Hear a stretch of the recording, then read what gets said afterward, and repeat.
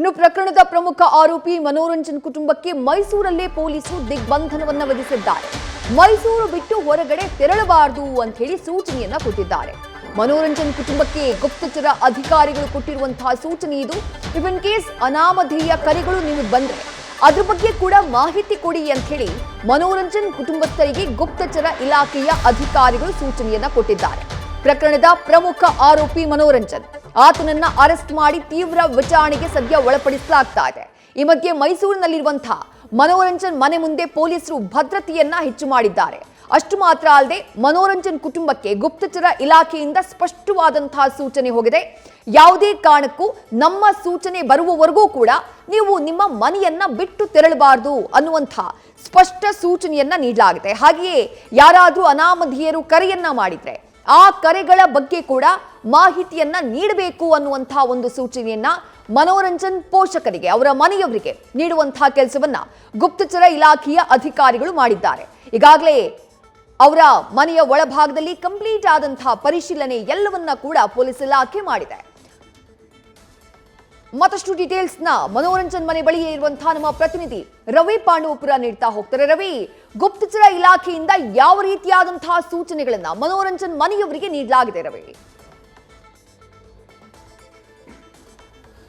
ವಿದೇಶಿ ಸಂಸತ್ತಿನಲ್ಲಿ ಕೋಲಾಹಲ ಸೃಷ್ಟಿ ಮಾಡಲಿಕ್ಕೆ ಯತ್ನಿಸಿದಂತಹ ಮನೋರಂಜನ್ ಅವರ ಮೈಸೂರಿನ ವಿಜಯನಗರ ನಿವಾಸಕ್ಕೆ ಮೈಸೂರು ಹಾಗೂ ದೆಹಲಿ ಮತ್ತು ಬೆಂಗಳೂರಿನಲ್ಲಿರುವಂತಹ ಆಂತರಿಕ ಪೊಲೀಸ್ ಭದ್ರತಾ ಪಡೆಯವರು ಆಗಮಿಸಿದ್ರು. ಅವರೆಲ್ಲರೂ ಕೂಡ ಮನೆಯವರಿಗೆ ಒಂದಷ್ಟು ಕಟ್ಟುನಿಟ್ಟಿನ ಸೂಚನೆಗಳನ್ನು ನೀಡಿದ್ದಾರೆ. ನೀವು ಮೈಸೂರು ಜಿಲ್ಲೆಯನ್ನು ಹೊರತುಪಡಿಸಿ ಬೇರೆಲ್ಲೂ ಕೂಡ ಹೋಗಕೂಡದು ಅಂತೇಳಿ ಮೊದಲಿಗೆ ಅವರು ತಿಳಿ ಹೇಳಿದ್ದಾರೆ. ಮೈಸೂರು ಜಿಲ್ಲೆ, ಅದರಲ್ಲೂ ಮೈಸೂರು ನಗರವನ್ನು ಬಿಟ್ಟು ಎಲ್ಲೂ ಹೋಗಬಾರ್ದು ಅಂತೇಳಿ ಅವರು ಮೊದಲನೇದಾಗಿ ತಿಳಿಸಿದರೆ, ಎರಡನೇದಾಗಿ ಅವರ ಮನೆಯಲ್ಲಿರುವಂತಹ ಮನೋರಂಜನ್ ಅವರ ಕೊಠಡಿಗೆ ಬೀಗವನ್ನು ಹಾಕಲಾಗಿದೆ. ಆ ಒಂದು ಕೊಠಡಿಯಲ್ಲಿ ಇದ್ದಂತಹ ಪುಸ್ತಕಗಳಾಗ್ಬೋದು ಅಥವಾ ಪತ್ರಿಕೆಗಳಾಗ್ಬೋದು ಯಾವುದನ್ನು ಕೂಡ ಮಾರಾಟ ಮಾಡಕೂಡದು ಅಂತೇಳಿ ಕಟ್ಟುನಿಟ್ಟಿನ ಸೂಚನೆಯನ್ನು ಕೂಡ ನೀಡಲಾಗಿದೆ. ಇದರ ಜೊತೆಗೆ ಅವ್ರನ್ನ ಭೇಟಿ ಮಾಡಲಿಕ್ಕೆ ಯಾರಾದರೂ ಸಂಬಂಧಿಕರು ಬಂದರೆ, ಅಕಸ್ಮಾತ್ ಯಾರಾದರೂ ಬರ್ತಾರೆ ಅನ್ನೋದಾದರೆ ಅವರಿಗೆ ಬರುವ ಭೇಟಿಯನ್ನು ದಿನಾಂಕವನ್ನು ಮುಂದೂಡಲಿಕ್ಕೆ ಹೇಳಿ ಯಾರು ಕೂಡ ನೀವು ಭೇಟಿ ಆಗಲಿಕ್ಕೆ ಸಾಧ್ಯ ಇಲ್ಲ, ಭೇಟಿ ಮಾಡಬಾರ್ದು ಅಂತೇಳಿ ಒಂದಷ್ಟು ಸೂಚನೆಯನ್ನು ನೀಡುವಂಥ ಕೆಲಸಕ್ಕೆ ಕೂಡ ಮುಂದಾಗಿದ್ದಾರೆ.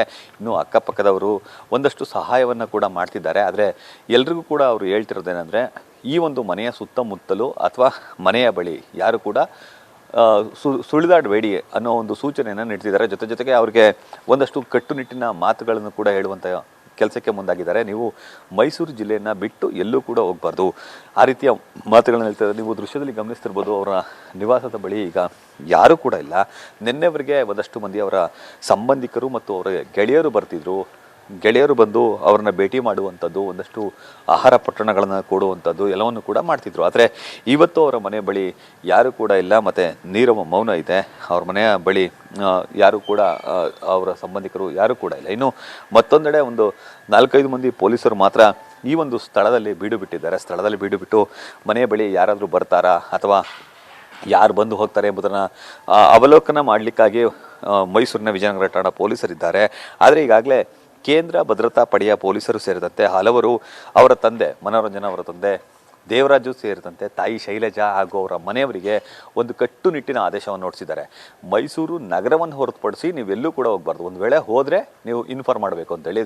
ಜೊತೆಗೆ ಅವರಿಗೆ ಬರ್ತಿದ್ದಂತಹ ಕರೆಗಳು, ಅವರ ಮೊಬೈಲ್ಗಳಿಗೆ ಬರ್ತಿರುವಂತಹ ಕರೆಗಳ ಮೇಲೆ ಹದ್ದಿನ ಕಣ್ಣನ್ನು ಇರಿಸಿದ್ದಾರೆ.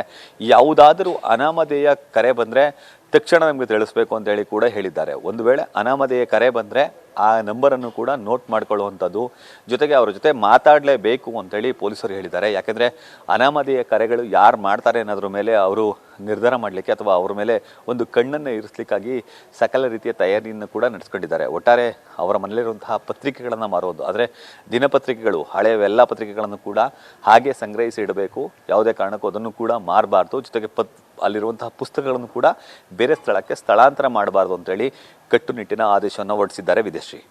ಥ್ಯಾಂಕ್ ಯು ರವಿ, ತಮ್ಮ ಡೀಟೇಲ್ಸ್ಗೆ. ನ್ಯೂಸ್ ಫಸ್ಟ್, ನಿರ್ಭೀತಿಯಿಂದ ನಿಮ್ಮ ಪರವಾಗಿ.